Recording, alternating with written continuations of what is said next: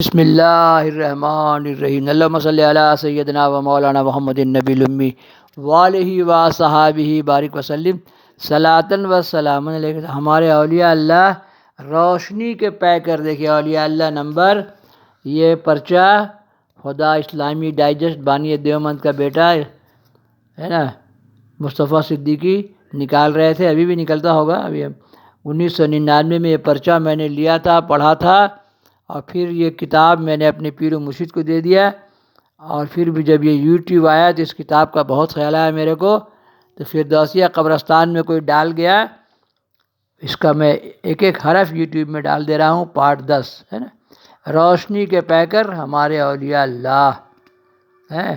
اللہ تعالیٰ کی معرفت کے راستے کی نشاندہی کرتے ہوئے حضرت شیخ نے فرمایا، بندے کو اللہ کی معرفت نصیحت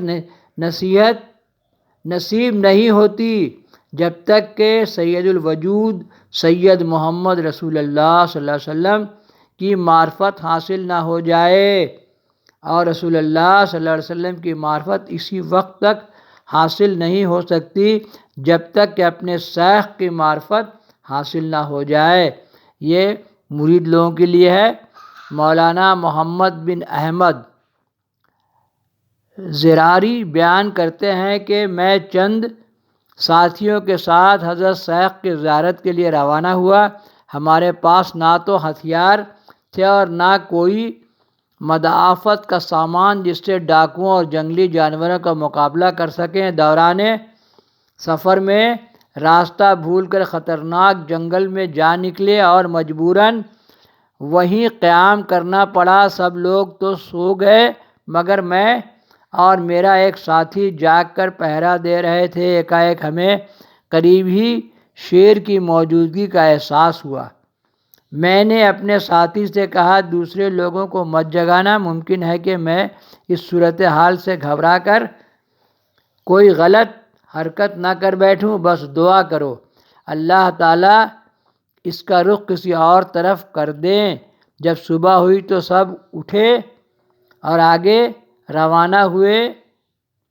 پاس ہی ہم کو ایک مردہ خرگوش نظر آیا، ایسا لگتا تھا کہ اس کی جان ابھی ابھی نکلی ہے۔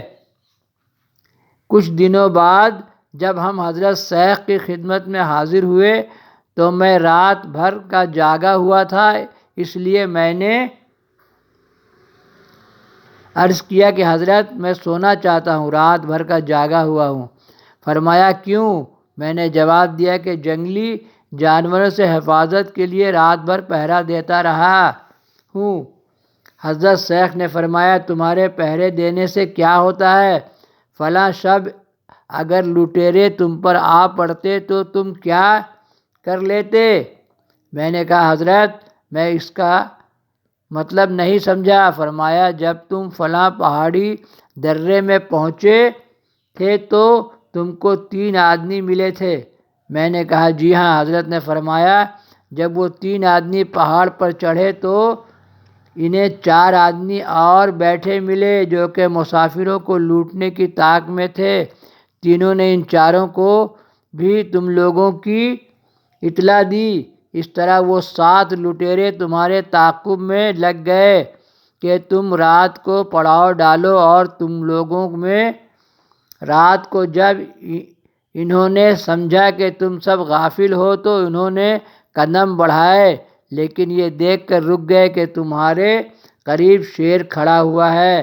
انہوں نے آپس میں کہا کہ اب کیا کیا جائے؟ اگر شیر سے لڑتے ہیں تو یہ سب جاگ جائیں گے، اور اگر ان کی طرف بڑھتے ہیں تو شیر درمیان میں ہے۔ چنانچہ وہ تمہیں چھوڑ کر ایک طرف کو نکل گئے۔ راستے میں انہیں ایک قافلہ ملا مگر وہاں بھی وہ کامیاب نہ ہو سکے، اور ایک دوسرے راستے سے تم لوگوں کی طرف آ گئے، لیکن پھر ایک شیر کو تمہارے قریب ہی موجود پایا تو سمجھے کہ یہ کوئی دوسرا شیر ہے، حالانکہ وہ پہلا والا شیر ہی تھا۔ دیکھیے کیسے سرکار لوگ اپنا مرید لوگ کا شیر سے حفاظت کرتے ہیں، شیر سے۔ اب میرا سفر بھی ہے شیر شاہ سے شیر بنگالہ تک ہے. شیر شاہ میں میری ماں نے نہلا دھلا کے چھوٹے میں ان کے پیتانے لٹا دیا تھا، اور مکہ مدینہ سے ہوتا ہوا میں نے شیر بنگالہ تک کا سفر کیا. پیر کیا ہوتا ہے؟ پیر ہے مولا علی.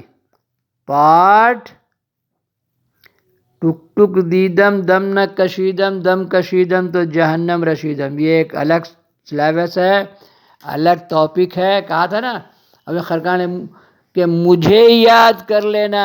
پیر کو یاد کرنے سے انسان کو بچاؤ مل جاتا ہے.